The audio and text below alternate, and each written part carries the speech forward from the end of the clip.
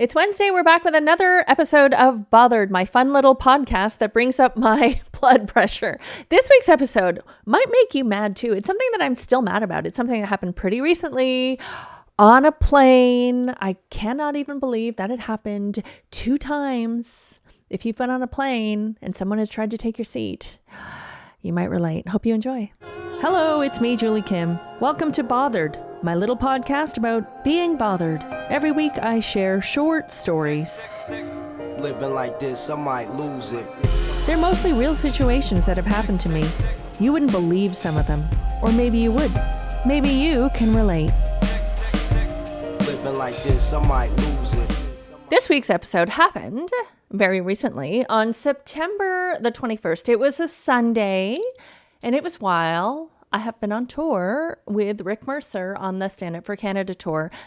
We're having so much fun. Rick is amazing. The other 2 comics on the show are amazing, Sophie Buttle and Mace Scaloni. Mace just came out with a special on YouTube. You have to watch it. It's so great. Everybody's amazing. I love doing this. I love comedy. I love all of this. You know what I don't love? I do not love traveling on an airline that is not my usual airline. Because when I fly on my usual airline, they treat me amazing. They treat me so well because I have extremely good status with them.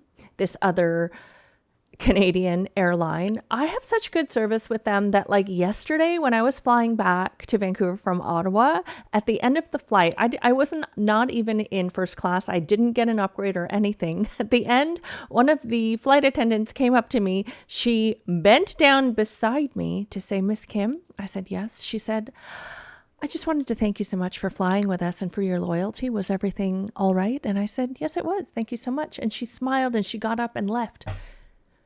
I didn't even see her do that to anyone else. This is the treatment that I get on my home airline. And there are just some times where I cannot fly with my home airline, particularly when I'm international. And sometimes within Canada, when flying from a certain city to a certain other city on a certain date and a certain time, that just doesn't work when it comes to the schedule of my home airline.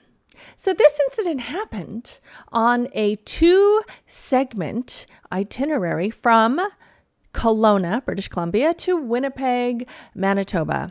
It was such an early day. We got up super early. The first flight was at 5:55 a.m. from Kelowna to Calgary. And then we laid over for 40 minutes, not even a layover. We ran straight to the other gate where they had already started boarding. And then the second flight was Calgary to Winnipeg. We get on the flight, and I did not have priority boarding because this is not my usual airline that loves me very much. So I'm on the plane a little later than some other people, but not too late. I think I was zone 2 out of 4. I get there and actually had sat in the aisle seat. I am an aisle seat person. I drink a lot. I pee a lot. And I don't like having to bother other people to get up. I don't mind if other people have to pee or pace or whatever. It's fine. I am an aisle seat person.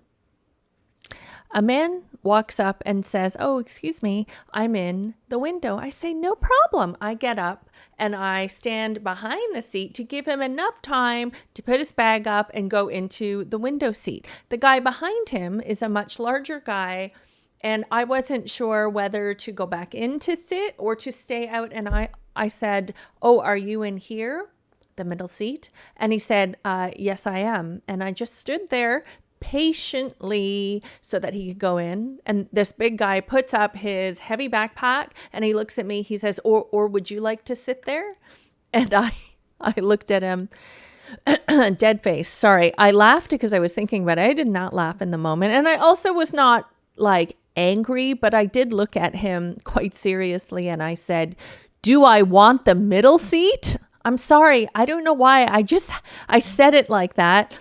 And he goes, "Oh, yeah, or not, whatever." And then his friend who had sat in the window seat kind of looked up like this, like a little embarrassed and kind of like sheepish and like, "Oh, sorry for my friend." And like, no problem. The guy sat there. It was fine. They didn't pee a single time. I peed 8 times and it was fine.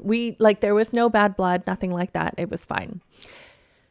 Other than the fact that I was not on my home airline that treats me amazing. I didn't get a free drink. I didn't get anything. I was told to put my seat up very harshly, and I was given just the standard snack and drink, and that's okay because I slept for some of the flight, which I never do, but if a flight's at 5:55 a.m. and I have not slept a lot, I will be sleeping. So fast forward to us as a group going to the Calgary airport and then boarding our second flight. We get on the second flight. This time, I'm there later than a lot of people, not because of my zone necessarily, but because the second flight had already started boarding. So I get there, somebody is in my seat.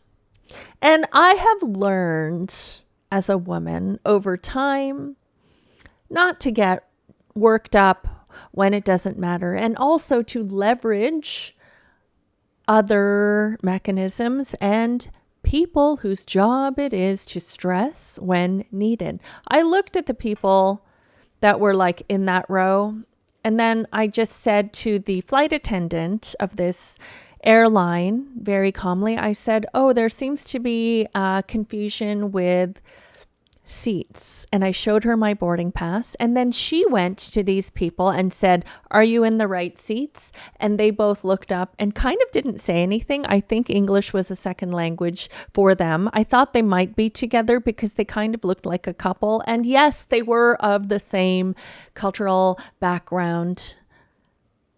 This mistake has happened to me too. Anyways, it doesn't have to do with anything because I had not talked to either of them. This is just an assumption that I made in my head. So the woman flight attendant is saying, are these your seats? And they were kind of claiming by not talking that they kind of were. And she says, "Show me your boarding pass."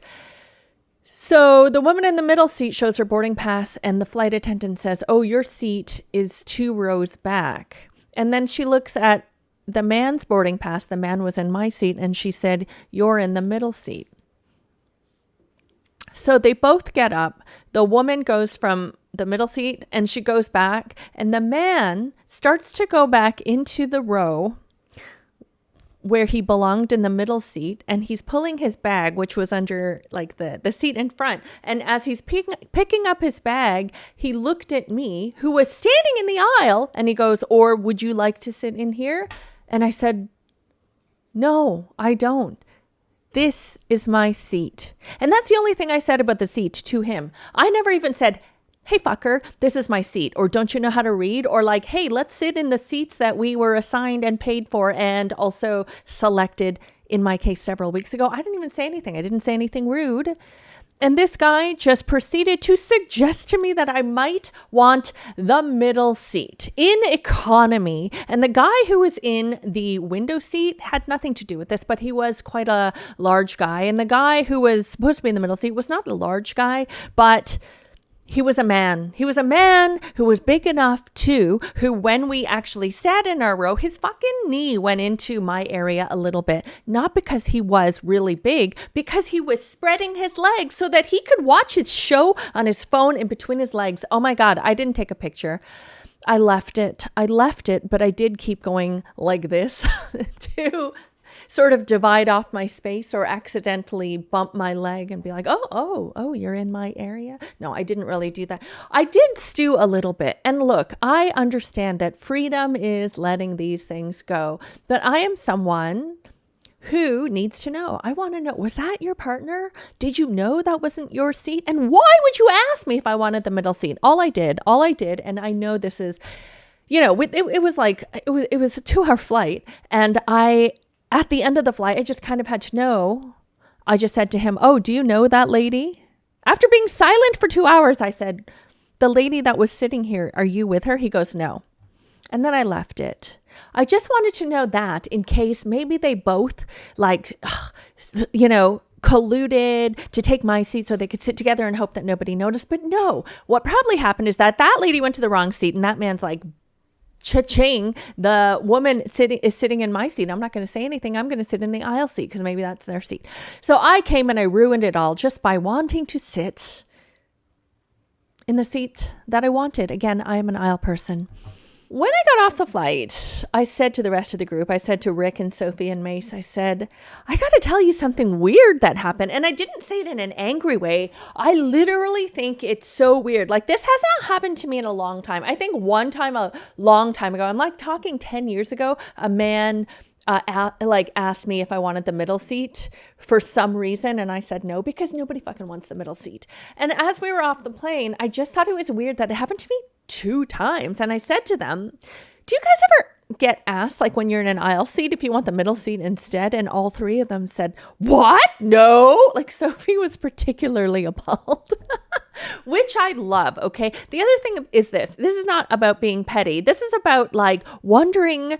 I love a situation. I love Larry David. I love Jerry Seinfeld. I love any kind of situation. And if it's cringy, I will think about it. And I want to know why. So all of them were so surprised. None of them had ever been asked a single time by someone if they wanted a middle seat instead of an aisle seat. And there I had been asked 2 times in one day on the same airline, on the same booking, if I wanted the middle seat instead of the aisle seat. And we talked about it a couple days later, because one of them said, I still can't believe that happened to you. And we were discussing why. We're all comedians and we want to know why. And Rick said, oh, do you think it's because you're a woman or you're Asian? And I said, I wouldn't be surprised if those things factored into it a little bit.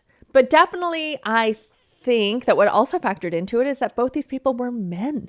And for some reason, they thought that they could ask me, who happens to be a woman and a woman of color, if I just wanted the middle seat. Maybe they thought because I was smaller that I would be more comfortable. No, this had nothing to do with my comfort. Maybe they thought if I sat there, they would be more comfortable. And maybe they thought because I was a woman or an Asian woman that I would just say yes, because women and Asian women are commonly thought to be nice. Do I look nice? I don't like, and I'll tell you, my resting face, especially when I travel, it's not always that nice. Like, and again, it was an early morning.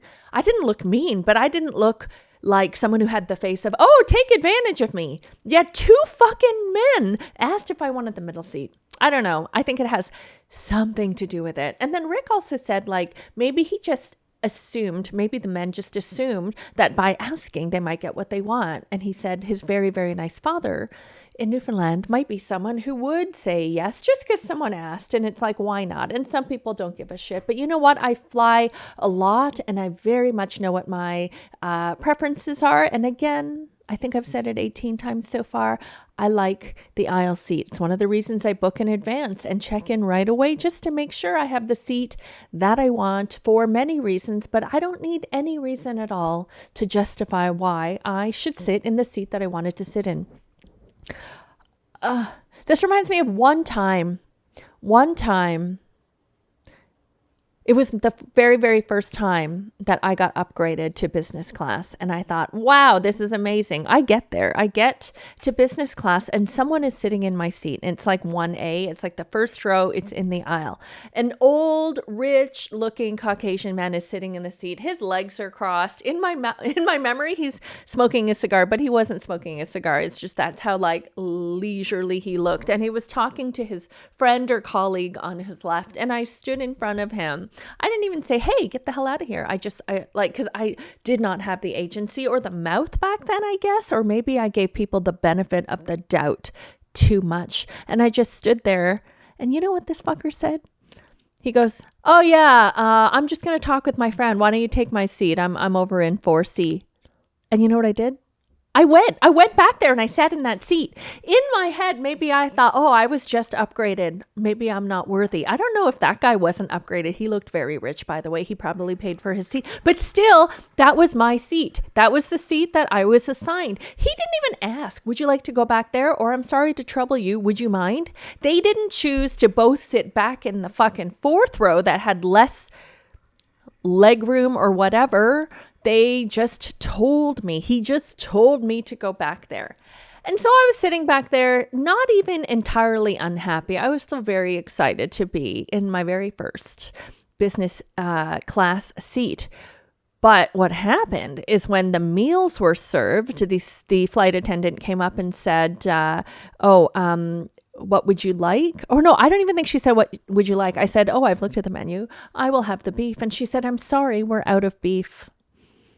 So I took the whatever else instead. And I had to peek over, or maybe I got up to see what the guy who was sitting in my rightful seat was eating. And of course it was the fucking beef. And then I started to stew. And I think I secretly, subliminally declared to myself that day that I would never again let somebody just take my seat. I think about that story often, not like in a way that like withers my soul away or anything, but as the one time, like we all have that moment, like when Spider-Man gets bitten by the spider, we just have that moment where we're like, yeah, it's not happening again. This is my message to those men. Fuck you. No, I'm just kidding. I wasn't rude then and I wouldn't be rude now, but like, God, do you really think you can ask that of a woman? The fact that they would ask it is insane alone. And to any women out there, if anybody ever asks you to change seats, I mean, do it if it's a better seat and if you want to. But my suggestion is to wait a second. Don't react right away. A lot of us are conditioned to want to make the other person happy or come across like we're nice and peacekeeping and shit like that. Those rules do not apply in the sky, okay? And when you're on a plane, you're mostly in the sky, unless you're grounded and there's a lot of delays. But otherwise, actually, with a delay, you'd want your preferred seat, also like the aisle seat. Also safer in the event of an emergency. Lots of reasons to take the aisle seat. Anyways, if someone asks you ever to take the middle seat instead, you are allowed to say no. You're allowed to pause and tell them to fuck off or to laugh in their fucking faces. You're allowed to do any of it because it is preposterous. Thanks for listening to this week's episode of Bothered. I continue to be on tour with Rick Mercer on the Stand Up for Canada tour. It's the last few shows, actually. We're on the East Coast in Charlottetown, Moncton, Halifax, St. John, and St. John's. There's two of them. Did you know? St. John, New Brunswick, St. John's, Newfoundland. It's just something that we learn in Canada in grade 4. Anyways, we're having a blast on the tour and with the podcast. I'd like to thank you all. Anyways, we're having a good time. I'd like to thank you all for listening. Thank you for all the likes and subscribes and comments. Season 2 is coming up soon and we're gonna glow up. Wait for it. Have a good week. Living like this, I might lose it.